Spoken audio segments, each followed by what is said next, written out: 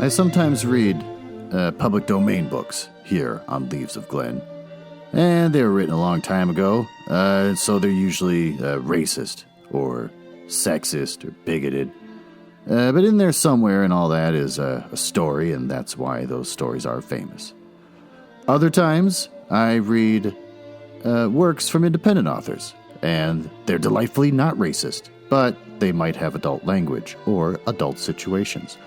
So that's your warning, but I'm sure you are grown up enough to handle it.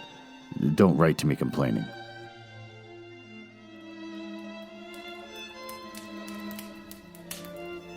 It's like they didn't even try to clean the cat litter. Oh, hello. Welcome to the mansion of Leaves of Glen. It's a fun little bit where I pretend to live in a mansion and not just recording in my basement. This is where I read the hottest public domain books and short stories. This week, we're going to read Hallowe'en at Merryvale by Hale, Burnett. Because I'm continuing on with roughly Halloween-themed stories, because it's October, it's my favorite month, and this is the kind of shit I do on my podcast.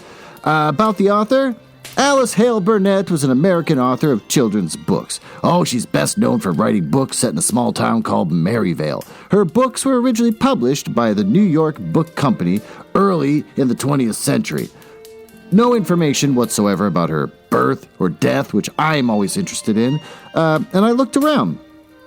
I didn't just go to Wikipedia. I looked around. Nothing. No one's talking about Hale Burnett. She made children at the turn of the last century happy as hell, and nobody gives a shit.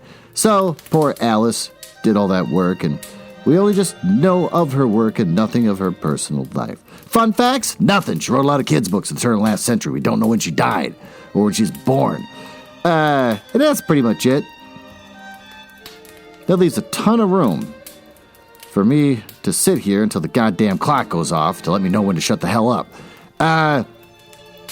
What did I do this weekend? Well, I went to the beautiful Garden State of New Jersey.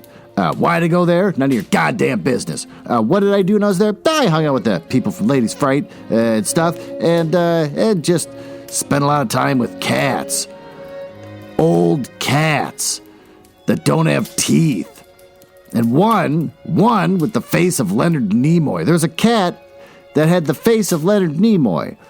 And it's also got cat AIDS, and so it kept sneezing giant globs of boogers all over the place.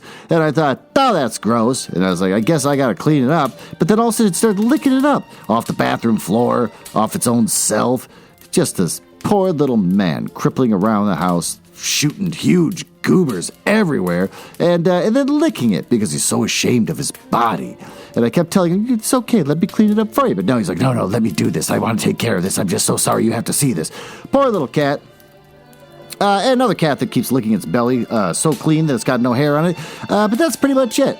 I spent my time doing that and having a good time. I had a good time. I got free stickers, which I forgot to bring back with me. Ladies Fright has a promotion going on where they said, Glenn, you need stickers. We're going to mention you, and you got to have stickers to put in this grab bag for Halloween goods. And I said, no one listens to my show. I'm not going to what am I going to do? I'm going to have like a mountain of stickers in my basement. Boxes and boxes for no reason. No one wants them. And then the Maggie goes, fine. I'll just freaking order them up for you, you giant baby. And I said, stop calling me a piss baby. And so then she ordered them up and just got a small little handful. Oh, you can put it in your pocket, just a small little amount. And then she goes, there, now I've got some stickers for people that need them, and you've got these, take them. And I said, oh, okay, fine, I can fit this in my bag for the flight home. Fine. And so I take them. And I left him at the house, so I never took him back with me. It's almost like I'm indignant. I refuse to have stickers of my own podcast in my home. I didn't try to do that, but it just happened. That's pretty much it. My oldest daughter, was nice enough to feed the old cat his drugs every morning and night, and come back and take care of him. So that was cute. And I could see it on the little home cameras, little security camera things from Google Nest. And I'd say, oh, there's my daughter again. I'll look at her, and she'd wave to the camera and that kind of thing. And it's just adorable. And then all of a sudden, the one camera by the garage stopped working. And I thought, well, that's dumb. And so I told my daughter, can you go jiggle it or something? Get it back on the internet again? It's not working. So she didn't do anything about that. She also didn't clean the cat litter. That's disgusting. But in the end, I found out animals chewed through the electrical cord. And that's why the camera stopped working. So when I leave the house, the animals try to occupy it and take ownership of it. Well, that's the grandfather clock. Good thing, 'cause I have nothing else to talk about. So let's move on to our story.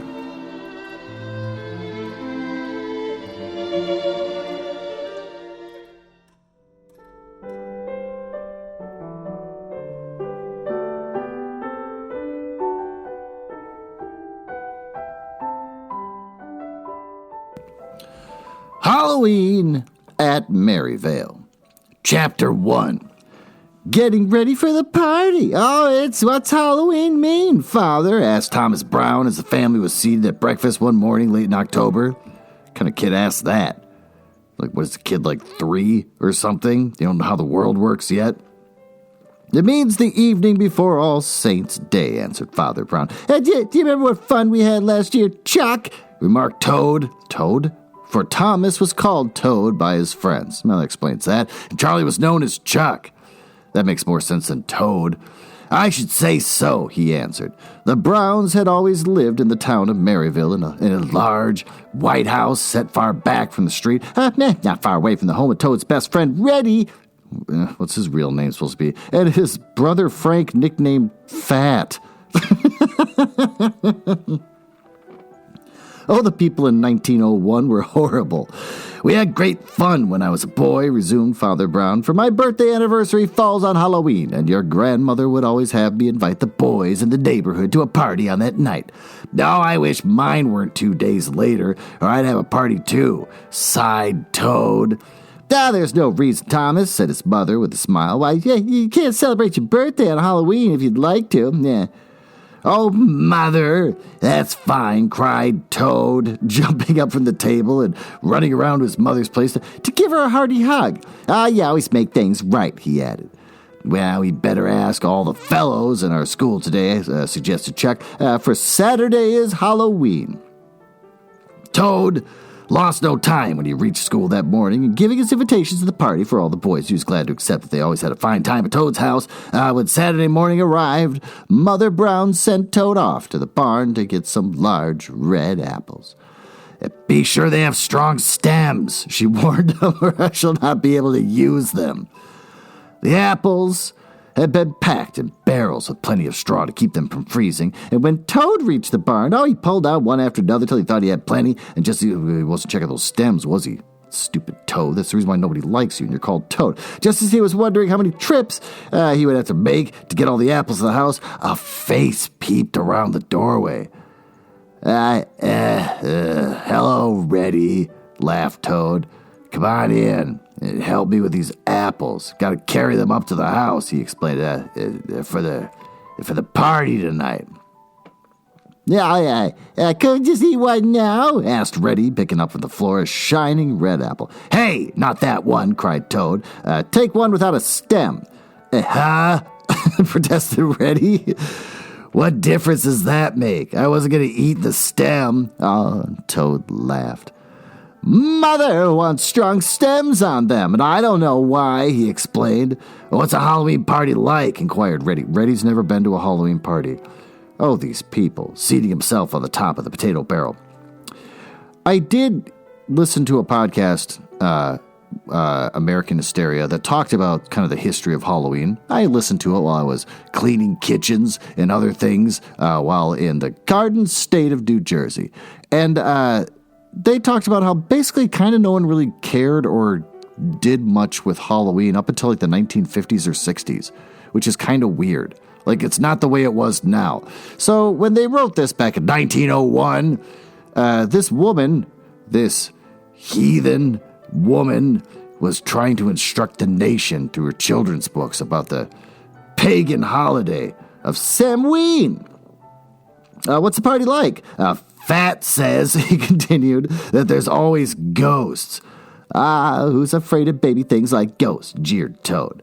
Well, I'm not either, protested Reddy, and I knew he was only trying to scare me. And after the boys had carried the apples up to the house, Mother Brown looked them over and exclaimed, they're just what I want, just fine, strong stems.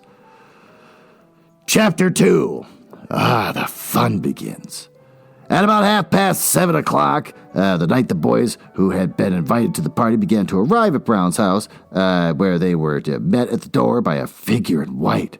It had queer rabbit ears made from tying up the corners of a pillow slip that had been placed over his head, and the eyes were holes cut in the slip. The large hall was lighted by many candles and set in hollowed-out pumpkins. They have to explain that concept? This must have been a very long time ago. To think that there was a time when people didn't understand hollowed-out pumpkins with a candle in it, which had queer grinning faces cut in them. Yeah, they're explaining the concept of jack-o'-lanterns. Wow, but this is spooky, giggled Fat, at which the other boys laughed. Everyone's always laughing at Fat.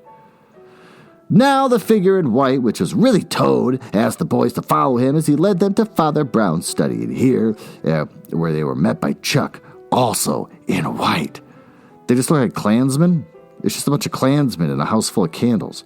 Good evening, Mr. Ghost, greeted Reddy, bowing low. Oh, how do? Nodded the ghost, and Chuck could scarcely keep from laughing as he added in a deep voice, but these slips and hurry up. Pointing to a pile of them on the floor. Really? Halloween slippers everyone's forced to wear? Oh, I know who you are, laughed Fat, but I won't tell. And he hastened to scramble into a pillow slip, which he twisted around his head till he got the slits just right in the front. Yeah, this is just Klan outfits. I mean, they made cute little ears, but I'm sure the Klan does fun little things on holidays. My ears were longer than yours are, boasted Herbie. Who the hell's Herbie? As he danced about. The reason why we don't know about him is because he's the idiot that keeps dancing all the time in front of people, and that's the reason why I don't invite him to parties very often. All the better to hear you, my dear, laughed Lynn Smith. Her lame jokes, that's why she's never usually invited these things either. As we are all ready, Chuck led the queer-looking party of long-eared figures into the library, where they were met by Father and Mother Brown, dressed in black gowns with tall witches' caps on their heads. There was a large black pot hanging in the fireplace, and Mother Brown began to stir something in it with a long iron spoon. Fat walked directly over to the fireplace and peeped into the pot. If ghosts had noses, he sniffed, I'd say that smelled awfully good. God damn it. Father Brown now went about pinning a number on each boy's back. What's that for? Asked Hopi. Hopi? Well, y'all look so much alike, laughed Mr. Brown, that I can't tell you apart. And, after a pause, there's going to be a prize for this game. Well, that's great, shouted Herbie. Hope I get it. Chuck now left the room, returning a moment later with a huge pumpkin, which he placed on a chair in the corner. Who's number one? He asked, at the same time lifting high into the air the stem of a pumpkin, which had been cut off close to its base. Keep perfectly still, whispered Chuck as Hopi came toward them. I am, announced Hopi Smith from his place before the fire, where he had been helping Mother Brown stir the contents of the great black pot. Well, hurry and come over here, if you're first, cried Toad, and I'll turn your slip around so you can't see. Here's the stem, said Chuck, placing it in Hopi's outstretched hand. Father Brown now took Hopi by the shoulders. Ugh, this is getting weird. And slowly turned him around again and again. Yeah, this is getting weird. I believe you've had enough turns to wonder where you are, he said, adding, and now see if you could place the stem on the pumpkin. Oh, Hopi started off, both hands held out before him. You mustn't feel anything with your hands, called Herbie. It isn't fair. All right, was the answer as he walked straight for the corner where Fat was sitting, watching the fun. Keep perfectly still, whispered Chuck in Fat's ear, as Hopi drew near. And then, as he paused before Fat and placed the stem upon the head of the boys, broke into shouts of laughter. Oh, you pumpkin head! gasped Reddy. Hopi pulled off his pillow slip and stared in wonder about him. Then he, too, laughed. I was sure I had it in the pumpkin, he exclaimed. I better be careful, Fat, warned Toad. If Mother takes you for a pumpkin, she'll put you in a pie. And number 2 and 3 and 4 had much better luck, for Herbie stuck the stem in the center of the table, Chuck on a book stand, and Reddy tried very hard to put it on the pot, but Mother Brown held out her hand just in time to save her from falling in. This sounds like a dangerous game. Like, would they accidentally put it on Father's shotgun or something? Lynn turned and came next. "Watch me," he said. "I'm going to do it." "Bet you don't," challenged Reddy. Then Father Brown gave him a few quick turns, and away he started. And after taking 2 or 3 steps towards, he paused, and stretching out his hands, he walked slowly toward the fireplace. And when he had reached it, he turned about and faced the room. "Now, I know where I am," he thought. "I will walk over to the corner by the door." "Look," whispered Chuck to Herbie. "He knows where he's going, all right." Each boy held his breath as Lynn drew closer and closer to the chair which held the pumpkin. Then, as his knees struck against the edge of it, he stopped and placed the stem on the top of the pumpkin. Good for you, Lynn," cried Toad. I didn't think you could do it." "Oh, it was easy," boasted Lynn. "The heat of the fire told me where the fireplace was, and then I turned and faced the other way, and I knew I only had to walk to the left to reach this corner." You got yourself a little sleuth in the group. "Here's the prize," announced Chuck, stepping up to Lynn and handing him a box. "Hurry up and open it," cried Hopi. "We want to see what's in it." And as the lid came off the box, it's 1901 or whatever. It's going to be a lame gift. It's like, oh, we got a little piece of string. Oh, fun. You can trade it in for like a penny. Lynn exclaimed, "A baseball! Just what I've been wanting." See, told you it's going to be a lame gift. And he tossed it up in the air. "Sweet, you got a ball for a gift." "That's as lively as a cricket," convinced Herbie, and he caught the ball and bounced it on the floor. Yeah, baseballs don't bounce. Chapter 3, Swinging Apples. Mother Brown now whispered something into Fat's ear. With a broad grin, Fat disappeared through the door leading into the kitchen. In another moment, he reappeared carrying 2 large, well-greased pans in his hands. At once, the boys all crowded about the fireplace trying to help. In less time than it takes to tell, the taffy that had been boiling in the large pot was poured into the pans and set away to cool. "By Jiminy! I hope it tastes as good as it smells," observed Toad. I'm sure it will," replied Mother Brown with a smile. "Stand in line," ordered Chuck, "and I'll tie your hands behind your backs." "Oh, this is getting weird." "Well, you're not going to spank us, are you?" wailed Fat, making believe to cry. Oh, my God. I don't like the story at all. "No, silly," laughed Chuck, adding, "Everyone takes off his slip now. We need our whole faces to play this game." Toad, with the help of Father Brown, creepy, then placed a long pole, creepy, so that the ends rested on the top of the 2 bookcases. Okay, that's more understandable. In front of it hung many bright red apples, tied with strings.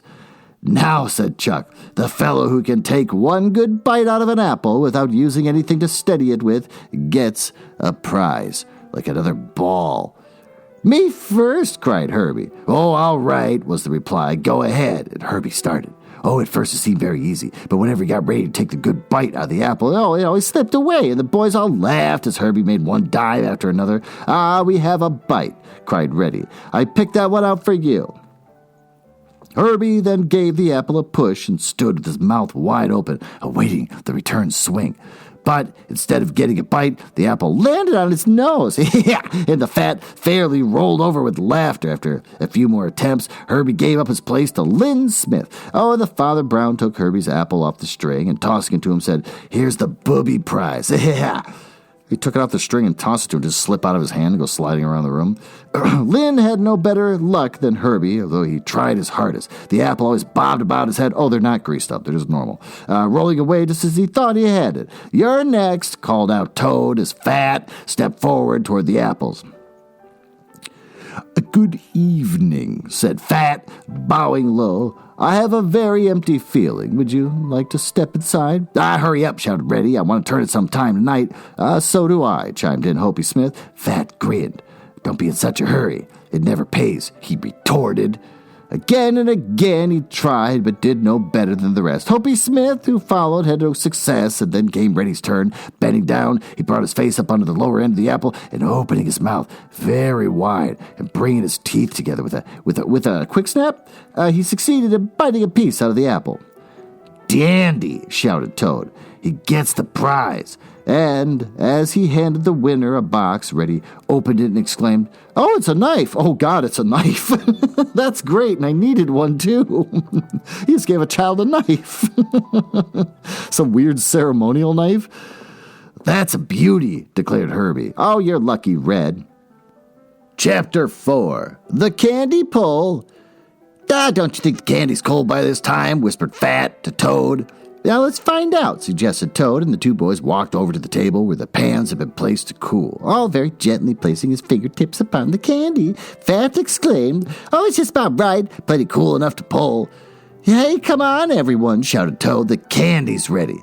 "I'll get some butter," offered Chuck. "That's gross. Don't put butter on candy." Running off to the kitchen, saying as he went, "Wait until it comes. It keeps the candy from sticking." When he returned, the boys all greased their fingers well with butter and set to work pulling the taffy. "Oh, let's see which one can make us the lightest," suggested Lynn. "I used to be pretty good at this work when I was young." He laughed. "How old is Lynn?" "Lynn's a grown man. I thought Lynn was a child." "Why is there like a 47-year-old man hanging out with these children? That's creepy as hell. Why does Mr. Brown allow it?" "Well, Grandpa, I'll beat you this time," boasted Toad. Gross. "Won't somebody help me out of this?" wailed Herbie, holding up before him two very sticky hands. Said he had been so anxious to commence pulling the taffy that he had not waited for the butter. "No. Oh, you're a sad-looking sight," laughed Fat. "Why didn't you wait to see how I did it?" He chuckled. "Yeah, you better go and wash it all off," suggested Father, "and make a fresh start, for there's plenty of taffy." Herbie took his advice. "Ready? What was that the teacher said in school the other day about too much candy being bad for little boys?" inquired Chuck from the corner of his fireplace, at which Reddy laughed. "Oh, come on," yeah, he said. "Let's see who's got the taffy. He's got the lightest one." "Yes, everyone hold out his piece," proposed Lynn. "Oh, yours is," admitted Toad as he saw Lynn's cream-colored taffy. "Oh, it looks like a lock of Mary Lee's hair," observed Herbie, glancing at Lynn's piece. "That's creepy. Clearly Herbie's got something with this Mary Lee woman. You're always talking about her." "Yeah, there we go," teased Fat. "I am not," denied Herbie stoutly, his face turning red. "Oh, look at the little dear blush," cried Toad in great glee, just dodging the sofa pillow aimed at his head by Herbie. Hopi, leaning back comfortably against the side of the fireplace, heaved a sigh of contentment. "Got a tummy ache?" asked Reddy. "Nope, just enjoying myself," was the answer that he took another bite from his piece of taffy. "What do we do next?" inquired Chuck, turning to Father Brown. "I'm expecting a witch at 9 o'clock to tell fortunes," was the reply. "I hope she doesn't disappoint us." "A witch!" shrieked Fat in a high, thin voice, making believe to be very much alarmed. "I hope she doesn't change me into a snake." "Oh, you'd make a better turtle." "You're so fond of walking slow," laughed Lynn. "She'll turn Herbie into a sleeping prince." "That sounds nice. And Mary Lee will be the princess who kisses him and wakes him up." "That also sounds nice," says Chuck. "That's a nice tender moment between two boys," at which all the boys roared with laughter. As Herbie started off after Chuck, a merry chase followed, which the other boys enjoyed, and at times holding Chuck until Herbie was almost upon him, and then letting him go, only to catch Herbie and hold him in turn. Suddenly, in the midst of the uproar, there came a sharp rap on the door. 1, M-2, M-3. "Hush," whispered Chuck. "It's the witch."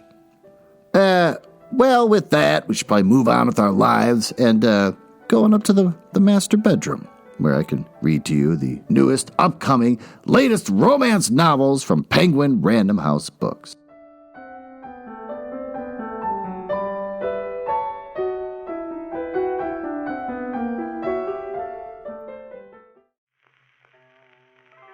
Hold on, I'm coming. I got crap knees because I'm... Oh, the hell are you wearing? That's not what people wear to a sexy master bedroom party that we're supposed to have. You're just naked, wearing a turkey hat. Your face is sticking on the belly of the turkey like a weirdo. That's probably the most disturbing thing I've ever seen in my goddamn life. Hold on, let me close this window. It's freezing in here. Just hold on, gotta close it. Now look do you notice how warm it is in here? Have you noticed that suddenly my room went from freezing cold because it's the middle of October to a nice warm temperature while you're sitting there naked with that thing on your head? Does it got a little Santa hat on top of the turkey? God, that's weird. Yeah, these windows are new. I just got them put in by Doorglass Incorporated. That's DORGLASS.com.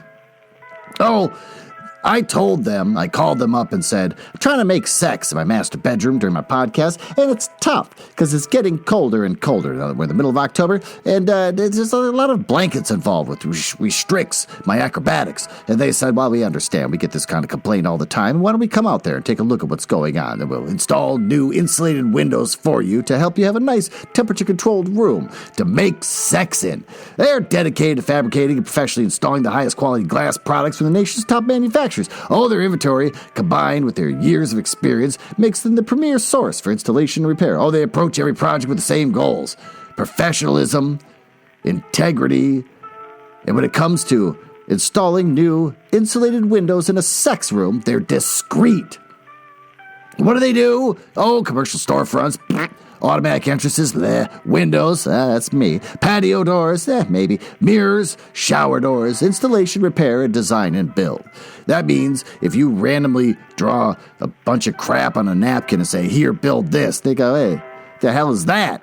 Do you just draw a picture of a horse on this napkin? They go on, build it, window man. And they'll do it, and they'll make some sort of weird window-shaped or horse-shaped window conglomeration on the side of your house. And you better like it, because if you paid them, they're not going to come back and fix it. Their clients: Pottery Barn, Williams-Sonoma, Sherman-Williams, Portillo's, I don't know what the hell that is, Applebee's, and my favorite, the Salt Cave, which is a place in Minneapolis that just sells Himalayan salt lamps. Why would you call it the Salt Cave? I guess it makes sense for what you sell, but it doesn't sound inviting, and no one really wants to go in there because they're afraid something horrible is going to happen to them. With that, come to the window, look out upon it, and hold this single donut. Hold it in your hands with the turkey thing on your head, and try not to get a bunch of crumbs everywhere as you eat it, as I read to you the newest upcoming romance novel, Donut, Fall in Love, you get it, by Jackie Lau.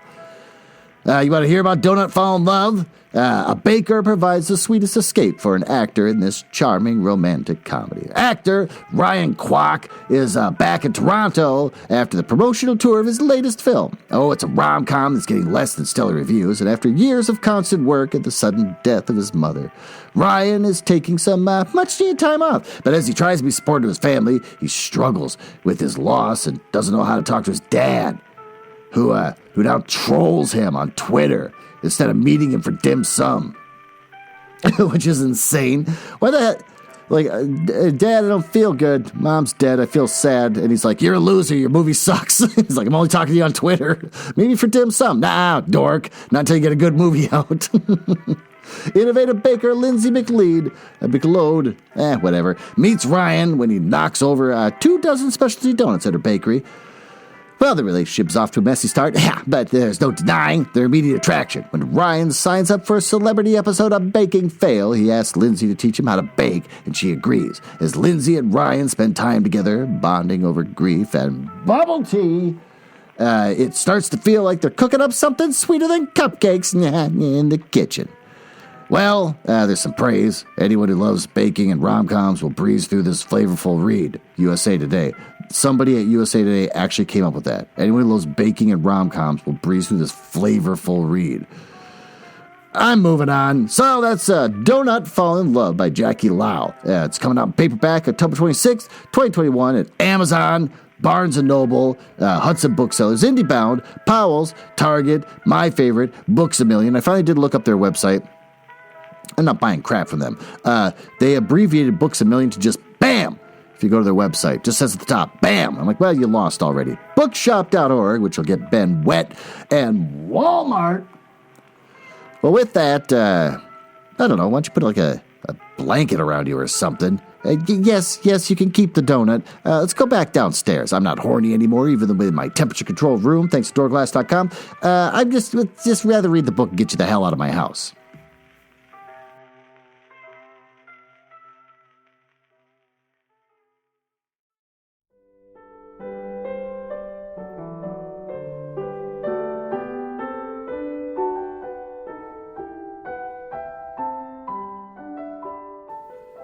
Well, Chapter 5, The Witch Tells Fortunes.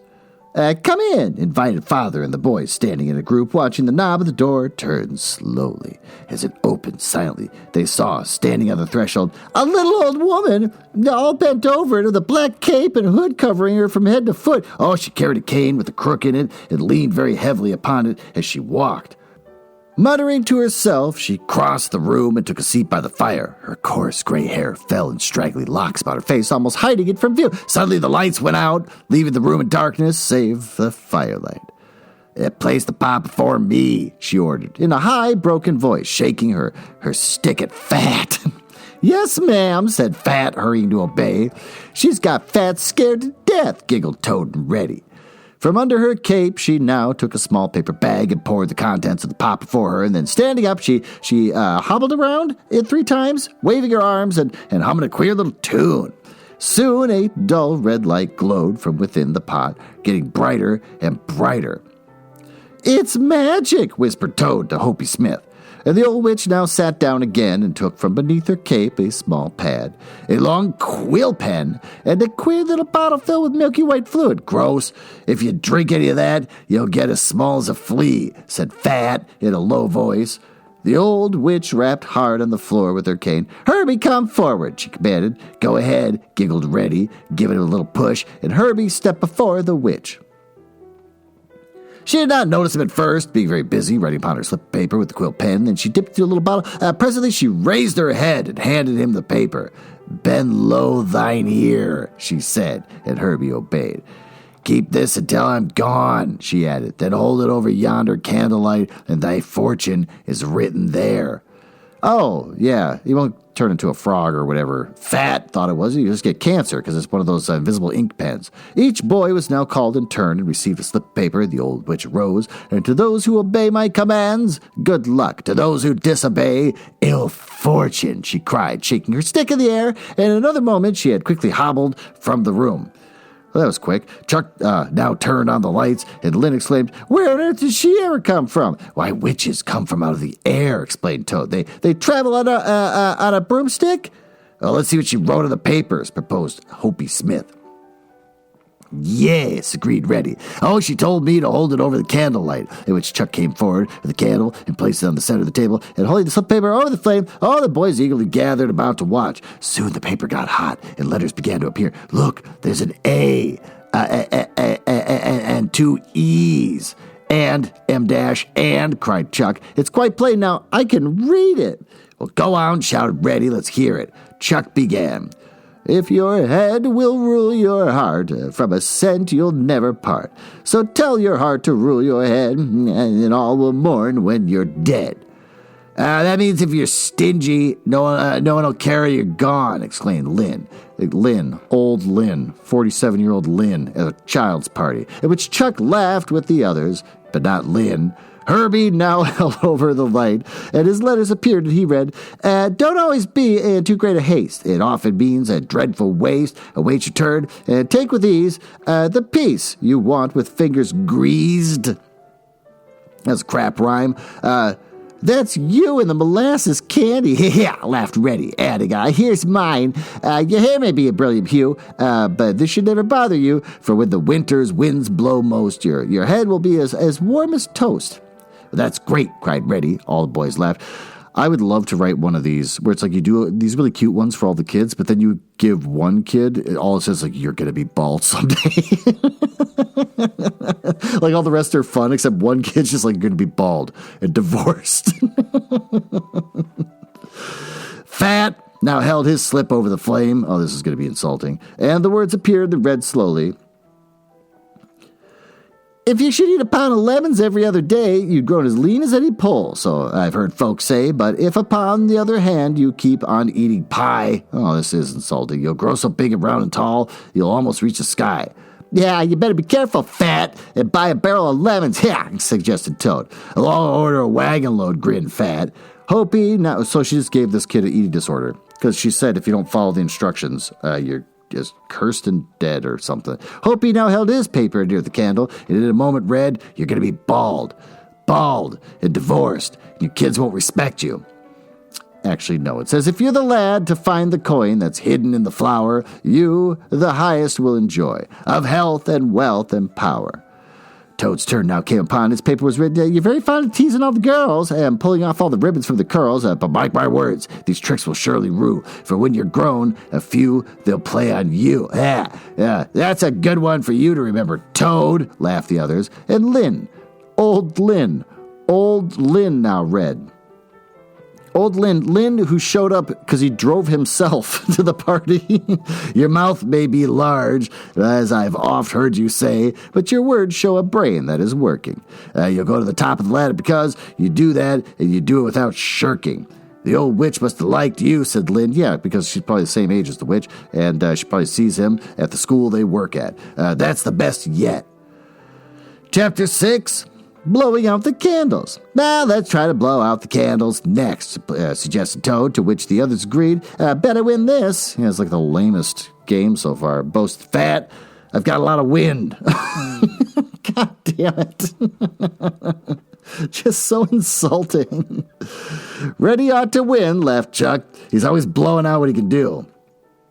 A tray with 10 candles was now placed upon the table by Toad, and the boys got in line while Father Brown lighted the candle.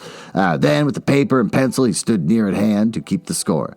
Only one puff each. Remember, so make it a big one, he laughed. Fat and Herbie from the places in line began at once, puffing and blowing. Hey, what are you trying to do? Called Lynn Smith. Start a cyclone? Ha, ha, ha. No, we're only practicing. Was the laughing reply. I'll puff till I blow your house in, sang Herbie, adding, here's where I win. Just, if I was at this party, I would be so bored. Hopi Smith, first in line, filled out his chest with all the air it could hold. He stepped forward. Puff! Exclamation point. How many? Shouted the others. 5, counted Father Brown. That's a good beginning. Ready, then gave Fat a poke with his elbow. Move up, he urged. Toad came next, turned around 3 times for luck, and then took a long breath. Puff! Exclamation point. 1, 2, 3, 4, called the father. What? Cried Toad in surprise. Only 4. Why? Oh, I was sure they'd all go out. Lynn came next with his big old man lungs, his keys jangling in his pocket from the car he drove there. Standing upon his toes and holding his hands together high above his head, he turned slowly around, and then leaning down, he gave a great blow. 6, counted Father Brown. That's the best yet. Watch me, cried Chuck, who stood next, and placing his hands upon his hips, hands on his hips, started dancing about before the table. That's why no one likes Chuck. Look at the funny dancer, shouted Hopi. If I was at this party, I would just get up and leave. Plus, I'd be the oldest one there, next to Lynn. Chuck gave a puff and blew out 6 candles, which tied Lynn's score. Fat, he was now next in line. He leaned far over, placing his hands on the floor. He lifted his right foot and shook it 3 times. Oh, my God. Then standing up, he puffed out his cheeks for a mighty blow. Look out, you'll bust, warned Herbie. Puff! Exclamation point. But Jimmy, he did it, cried Toad. Good boy, Fat. As every candle went out, Ready may tie him, suggested Father. Let's see. Ready, turn 3 somersaults for luck. Yeah, I wouldn't be in this house anymore. I'd be outside warming up my car, smoking a cigarette, wondering how the hell I ended up on a Friday night at this goddamn house with these kids. And standing before the candles, blew out with all his strength, these 7 went out. Fat gets the prize, and that's just what he likes most, cried Toad. Oh, but I'm glad I came, sighed Fat, as he opened the big box of candy that Toad handed him. That's, all right, so now I'll be good children, he added, and I'll give you each a piece. Chapter 7, The Search for the Silver Coin. Should we try to find the dime in the flour now? Asked Toad of Father Brown, after the boys had all tried some of Fat's candy and found very much to his liking. Fine, agreed Father, and I'll go get the pan. And when he returned a few moments later, he carried a large tin dishpan in his hands with an inch of flour at the bottom of it. And as Toad thought the floor to the best place to do his trick, the pan was placed there. How do you do it? Asked Reddy, standing with his back to the fire. It's very easy, cried Chuck with a grin. It's a 10-cent piece at the bottom of that pan, and you've got to pick it up with your lips. With your lips, without your hands to help. I'd left my hands at home tonight if I knew they were going to be so little use, cried Herbie. Oh, Oh, you'll need them later on. Oh, God, replied Chuck. See if you don't. 3 at a time, called out Father. In 3 minutes, try to see who can find the dime. Hopi, you, Toad, and Fat try first. Yeah, this is getting weird. The boys screamed with laughter as the queer-looking things bumped about the table. Went down all 3 boys on their knees before the pan of flour, and the down of the flour with the 3 faces, such puffing and blowing that the flour rose like a white cloud, and settled on the heads of the 3 who were pushing each other about in their efforts to find the money. Yeah, this is getting real weird. They looked like a lot of hungry pigs, laughed Reddy. Ugh. What's next? Like a mud wrestling competition? It's just like, I don't like what the dad's taking this. You're not sick, are you, Toad? Asked Herbie. Your face looks so pale. Which everyone laughed. And suddenly Hopi Smith jumped up at the flour, falling from his face, and the dime held fast between his lips. Hurrah! 3 cheers for Hopi, shouted all the boys. And the pan was now carried out for a supply of fresh flour and a new dime, and the 3 boys were brushed off soon and watching the others trying to find the dime. Say, Reddy, you're an old man, cried Toad. Your hair's turning gray. Ha ha! Look out there, Lynn, warned Fat. You'll turn to a pancake if you eat all that flour. Oh, I'm sure Fat's just like, shut up, just shut the hell up. And as Lynn laughed, causing a great cloud of flour, his fake laugh, to rise from the pan. Chuck's digging for SILM-M-. I get it, silver. But before Hopi could finish, Reddy stood up, and the dancing blue eyes shining like 2 stars between his lips. Between his lips, he held a dime. Oh, good for you, Red, shouted Toad. I knew you'd win it. Chapter 8, The Wonderful Pie. Mother Brown now disappeared in the doorway. Would you come into the dining room? She requested, and the boys lost no time in accepting the invitation. That means something to eat, whispered Herbie. Wonder what it'll be. As the boys entered the dining room, they stared with surprise, for there, hanging over the table, was the huge, grinning face of a jack-o'-lantern. Well, exclaimed Fat, what a sweet face, which brought a round of laughter from the others. Really, is that a great joke? In the center of the table was a large paper pie, and 7 ribbons came from under the crust, each of them having a card on the end, a plate of paper snap crackers of bright colors, and a fancy yellow paper napkin, and each piece gave the table a gay look. What a funny pie, laughed Hopi. What's inside? Each one find the card with his name on it, and then we'll all pull together, directed Chuck, and find out. Well, here's yours, Fat, called out Lynn. You're over here by me, Reddy, announced Toad. The fun's going to begin in a minute, cried Herbie. Come on, Hopi, here's yours. Everyone ready now, cried Toad, as each one held on to his own ribbon. Now 1, 2, 3, pull. And tearing a paper came out the contents of the pie. Huge, wiggly spiders, toads that hopped out about the table, mice that looked real enough to frighten any girl, and long strip paper snakes and giant grasshoppers were on the ends of those ribbons. Oh, the boys screamed with laughter as the queer-looking things hopped, rolled, and bumped about the table. Look at what I got, shrieked Hopi, holding an ugly-looking spider up to view. If that was real, I'll bet you wouldn't be within 10 feet of it, said Fat. Now I'm going to scare our girl into fits with this mouse. What is with that? Laughed Herbie. She'll take up one look at it, and then she'll hop up in a chair, and she won't be all mad when she finds out it isn't real. Ha! Say, fellows, watch this frog jump, cried Fat, winding up a green and yellow one made of tin. Bet mine can beat it, boasted Reddy. Well, let's race 'em. Thought yours could hop further than my little Heine? Heine? Heine? Is that like a nickname that I'm missing out on, or is it informal, a person's buttocks? 1960s alteration of hinder, variant of hind. Okay, I don't know if they meant Heine. Then my little... Okay, whatever. Didn't you tease... If they actually had like a little butt thing in there, this did get weirdly sexual, and I'm really uncomfortable with this story. Teased Fat a minute later after his frog had won. Well, you wait until I get mine oiled up. Yeah, this is so weird. And we'll try it again. When the boys pulled the snappers, the gay paper hats caused great merriment. Fat, having a baby cap with long strings, which he tied under his chin. Here comes the ice cream, exclaimed Herbie. Look at the funny figures it's in, he added, as a large platter holding many odd little shapes he was placed before Toad. Youngest first, announced Toad. Well, we know who's going to be dead last. What do you choose, Hoppy? let's see, I guess I'll have a pumpkin. He finally decided. Hopi, and a yellow ice cream pumpkin was placed before him. You're next, Reddy, said Chuck. Am not. Herbie's younger than I am, protested Reddy. Well, I'll take the rabbit, laughed Herbie. I like chocolate and vanilla best. And Reddy now chose a pink and white windmill. Boring. Chuck a pony. Don't I wish it was real? Boring. You're all boring. Well, the turtle looks like it might taste pretty good, said Fat. And then it was Lynn's turn, because, yeah, he's the oldest. He drove here. It doesn't seem fair for you to be last, Toad, when you ought to have come after Reddy, marked Lynn. Oh, well, it's my party, so I have to be last, was the answer. Well, agreed Lynn. If that's so, I'll have the ship. Oh, good, cried Toad. That leaves our engine for me, and I wanted more than anything else. This turtle makes better ice cream than would soup, grinned Fat. It took another spoonful. Well, I'll be eating my rabbit's ears first, chirped Herbie. Chirped? Well, I'm eating the smoke from my engine first, Toad chimed in. Here's the cake, and you'll have to cut it, Toad, Lynn informed him, for it's bad luck to let anyone else cut a birthday cake for you.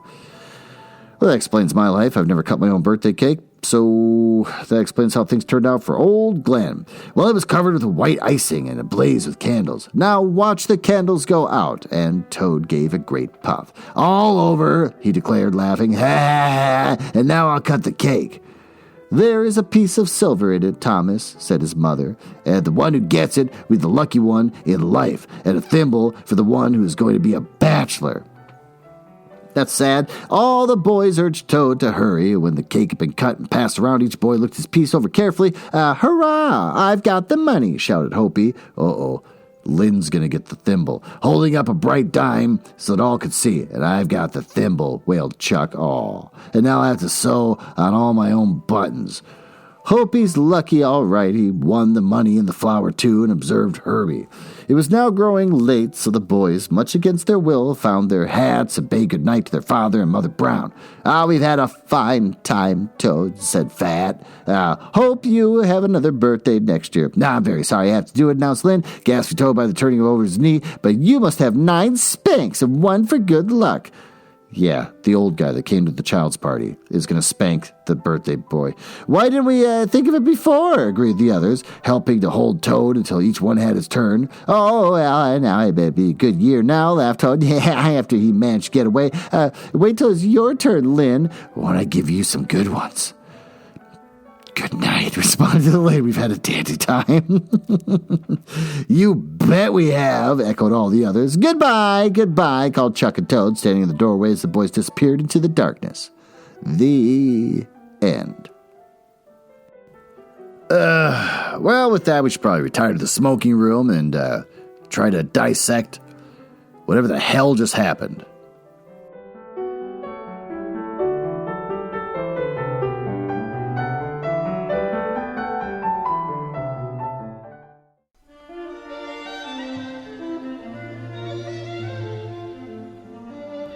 Well, let's get settled in. Yeah, go ahead, light your pipe. So, recapping what happened in the story. Not really a story so much as just a series of small events, each as easily forgettable as the last. Basically, Toad and his best friend Fat decide they're going to have a birthday party, and they invite a bunch of weirdos over that nobody cares about, including Lynn, 48-year-old Lynn, who's for some reason invited, and they don't bother. So it's like Halloween's brand spanking new. They don't really have rules for what you do at a Halloween party. Just apparently it's like putting your kids through a barrage of feats of strength and dexterity, and so they make the kids do all these things. They kind of got darker and darker as time went on. The whole go on, get on your knees, try to bite these apples. It just got weird. I didn't like it. And then in the end, Lynn grabs the kid, the birthday kid, spanks him. That was his idea. All the kids wanted to go home, but Lynn, I got to get one last. It's just creepy. The whole thing was creepy, and I didn't like it. I realize there's some elderly woman probably wrote this because it was supposed to be adorable and cute, and I'm sure everyone that read it was adorable and cute. But in these modern times, knowing what we know about what's appropriate in public, especially with children, creepy as hell. What's good about it? Got to see what Halloween was like for people that sucked. What sucks? The undertones that I didn't appreciate at all. What do we learn? Parents shouldn't be so involved in, kids' events, I guess. I mean, maybe the wrong kind of parent shouldn't be involved. That whole thing was weird and I didn't like it. The only cute thing was the witch that tried to use the invisible ink. That was kind of cute. But of course she picked on a guy whose nickname is literally Fat. Not Fatty, not Porky, nothing like that. Nothing creative. As if it's creative. Just literally fat. You're fat. So her thing to him was, don't eat so much. You're going to keep getting fat. Can you imagine as a kid, some adult did that as a thing for you? And adults that are supposed to be better than me and supposed to be more emotionally mature than I am, literally told me I'm just going to be fat forever. God, that's so horrible. Oh, well, with that, that wasn't very fun. But, it's Halloween, and Halloween's not always fun. We always have to learn little lessons, don't we? So with that, thanks for listening, and I will see you next week.